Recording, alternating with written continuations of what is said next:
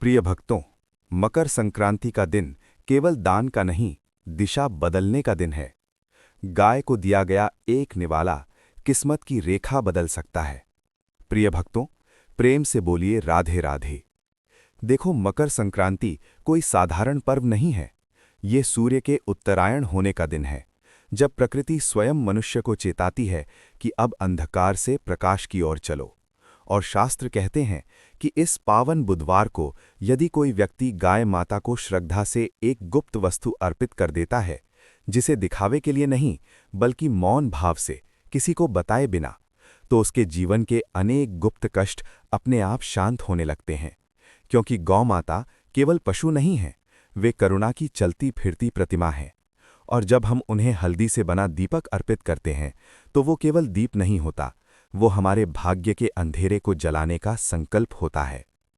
प्रेमानंद जी महाराज कहते हैं कि हल्दी साक्षात नारायण का तेज है, और जब उसका दीप जलता है तो नकारात्मक शक्तियां स्वतः दूर हो जाती हैं। लेकिन ध्यान रहे भक्तों, ये सब तभी फल देता है जब मन में अहंकार ना हो, दिखावा ना हो। और इसी दिन यदि आप लौंग का छोटा सा उपाय भी कर लेते हैं, मौन रहकर मन ही मन अपने दोषों को स्वीकारते हुए, तो समझ लीजिए कि आपके जीवन में रुके हुए कर्म खुलने लगते हैं। क्योंकि भगवान उपाय नहीं देखते, वे भाव देखते हैं। और जो व्यक्ति मकर संक्रांति के दिन दया, मौन और सेवा को अपना लेता है, उसके घर में लक्ष्मी को आने से कोई रोक नहीं सकता। इसलिए कहता हूं, उपाय करो, लेकिन अपने भीतर परिवर्तन लाने के लिए। क्योंकि जब मन शुद्ध होता है, तभी दीपक की लौ ईश्वर तक पहुंचती है।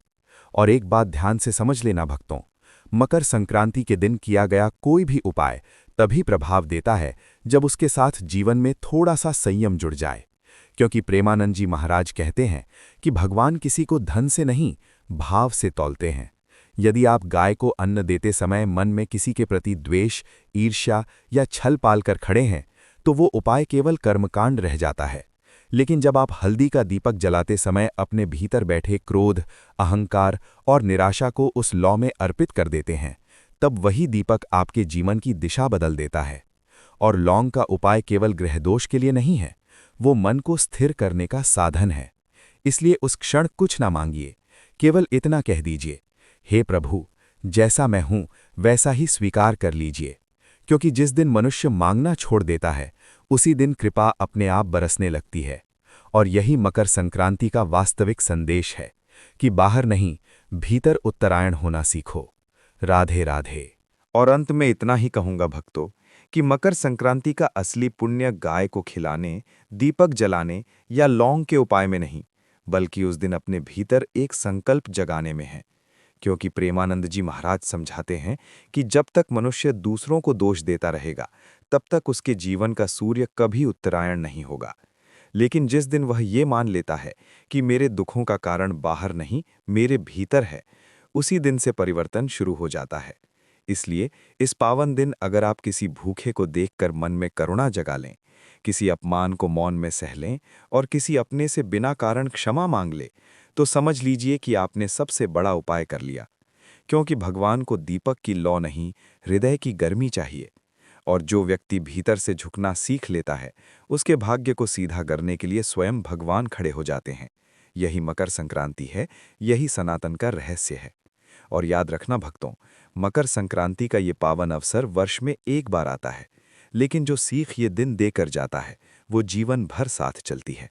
प्रेमानंद जी महाराज कहते हैं कि यदि मनुष्य केवल पर्व पर ही धर्म को याद करे और बाकी दिनों वही क्रोध, वही लोभ, वही छल लेकर जीता रहे, तो भगवान भी मौन हो जाते हैं।